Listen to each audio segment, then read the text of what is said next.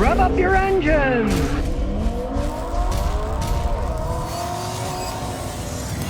Alright, they might lie to you at the GM dealer and say, oh, that's normal, they burn oil, but General Motors just got hit with a class action suit over oil burning in their 2.4 liter engines. It's a 2.4 liter Ecotech engine, and yes, they do burn oil as they age. There's no arguing that. I see it in all my customers' cars. And it doesn't matter if you change the oil a lot. They're just poorly made. You throw turbocharging on them, it just wears them out faster. Even Honda had a problem with their 1.5 liter. And hey, that's Honda. They make the best engines in the world. GM does not. And turbocharging on their engines, they're going to burn oil even worse. Hey, an interesting technological breakthrough. There's no arguing that. They get a lot of power, they get gas mileage, but they didn't make the piston rings right, or the blocks, one or the other, and they wear out and the pressure goes through and it clogs everything up and eventually the engine explodes. And if they don't explode, hey, they burn an awful lot of oil, and Americans, a lot of them don't check the oil. So if you got an oil burner and you don't check the oil, of course, you're going to blow the engine. I've seen that with many customers over the years. And here's how GM has done previously. They've won all these cases about oil burning because GM's lawyers say that GM's warranty only applies to manufacturing defects that they didn't build them right, not design defects. Oh, they built them the way they were supposed to build them, but they weren't designed right. This is absurd. This is how nutty our society has gotten. Yes, they burn oil, but the reason they burn oil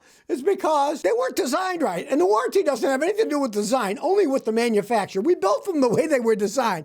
Now, come on now. This is the most absurd thing I've ever heard of. They designed it, they built it, but the warranty isn't going to cover that. They built it okay. They just didn't design it right. It's the same company, right?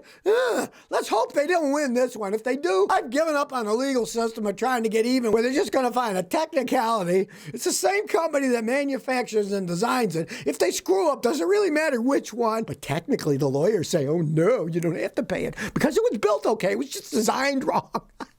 It's nuts. It's absolutely nuts. Well, here's an interesting thing about why people on the East Coast ran out of gasoline for a while when they had those hackers shut down the Colonial Pipeline. I originally thought, well, what did they do? They shut the valves or something like that, got the computers. Here's the only thing they did. They made the company, the pipeline company, unable to bill its customers. So since they couldn't bill the customers, they wouldn't ship them any. It wasn't like the pipeline wasn't working or they couldn't deliver it. No, it was that they couldn't bill them. So of course, the corporate geniuses of America, we can't bill them, we're not going to give them any. You'd think they'd have a contingency plan for that. Okay, here, you got 100,000 gallons, here's your bill. You know, then they add it on later. Not that they had it shut down and it was flowing perfectly fine. It's that they couldn't bill their customers. This is how absurd our country has gotten. I remember years ago, there was a hurricane in Houston, went to a Kroger's, they didn't have any power, the computers were all down. Hey, they still sold food. The guys would guess on how much the food was. And of course, that's a bunch of people all at once. So, you know, they're guessing here, they're guessing there. There, they know how much they're getting.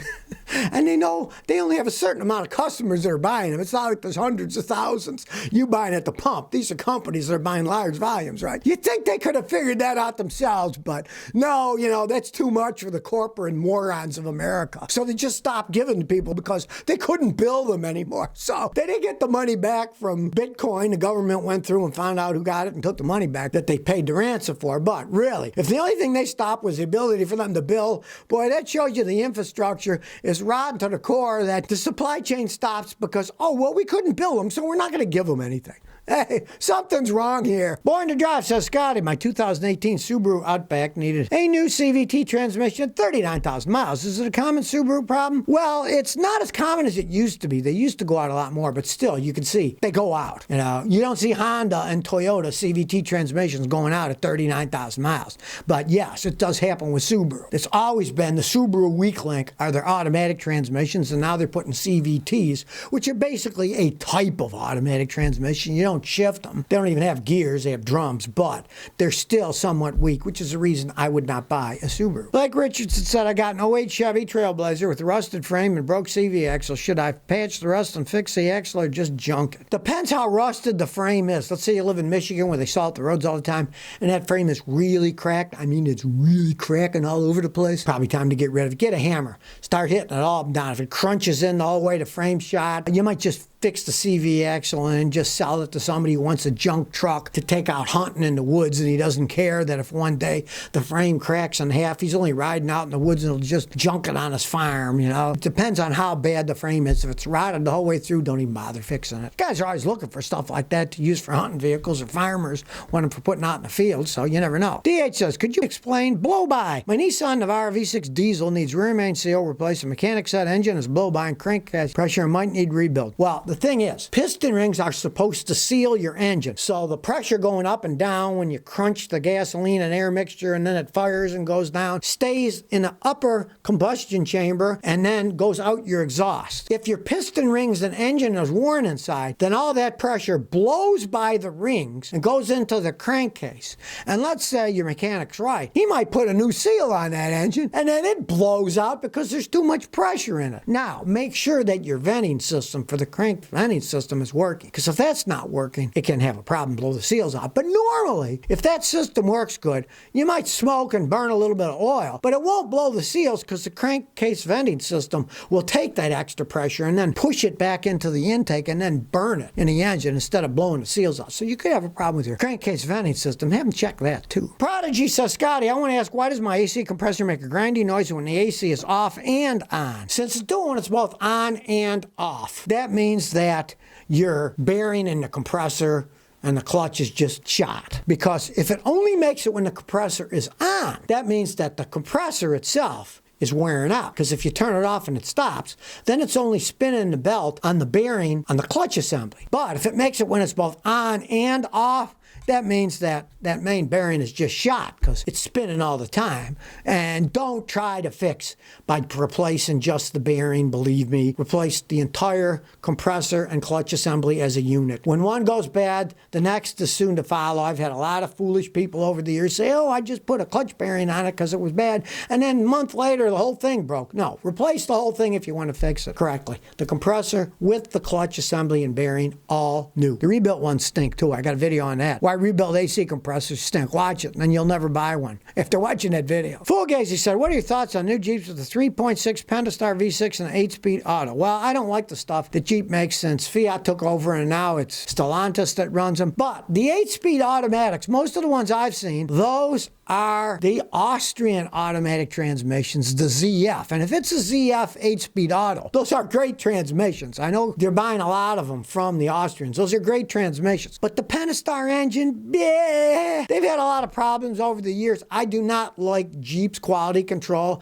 especially since Fiat took over and since Peugeot took it over under Stellantis now. I don't see any better quality coming out. I'm not a fan of that stuff. But the transmission itself, if you got the ZF 8-speed, those are great transmissions. I found an old Jeep I brought over, and it had the ZF tranny. It was still running like a clock. The tranny still shifted good. Every gas and said I got an 04 Nissan Rogue, 145,000 miles. It's stalling. Should I get rid of this baby? Well, you're not going to get anything for it being that old with that many miles. Maybe it's something simple. Try my video. Make your car run better with a little spray cleaner. You're going to clean the throttle, and you're going to clean the mass airflow sensor, and also look for vacuum leaks. When it's idling, you hear sucking sounds, maybe a vacuum hose fell off and rotted. It could be something that simple. Could be a simple fix.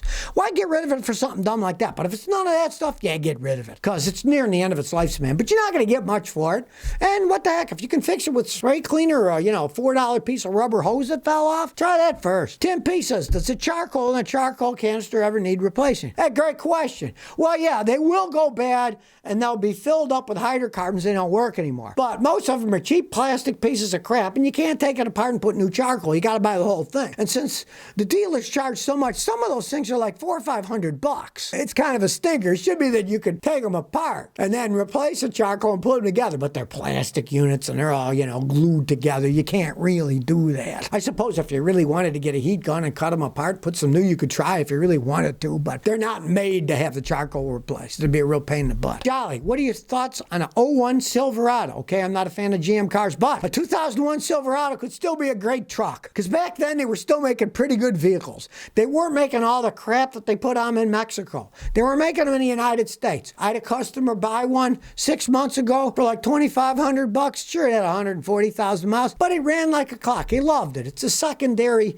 knockaround truck that he can put all the crap in. Doesn't care that it has dents in it. They can be great trucks. Now, like a 2020 or 21 or even a 2016 Silverado, no, I wouldn't want one. But those old ones, they were much better made. Cohen O'Dias to Scotty, why don't you like Monroe shocks? Because the company's been going downhill for decades. When I was a young mechanic, Monroe made pretty good shocks, right? 20 years ago, I thought, I'll try some on my old Toyota. I put them on, and about 9 months later, they were all worn out. So I thought, let's check something out. So I'd saved my old original Toyota shocks, right?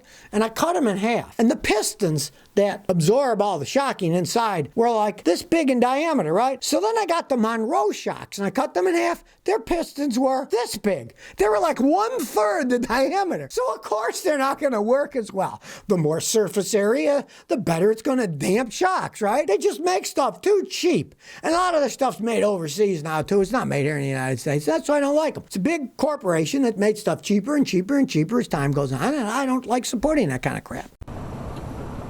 So if you never want to miss another one of my new car repair videos, remember to ring that bell.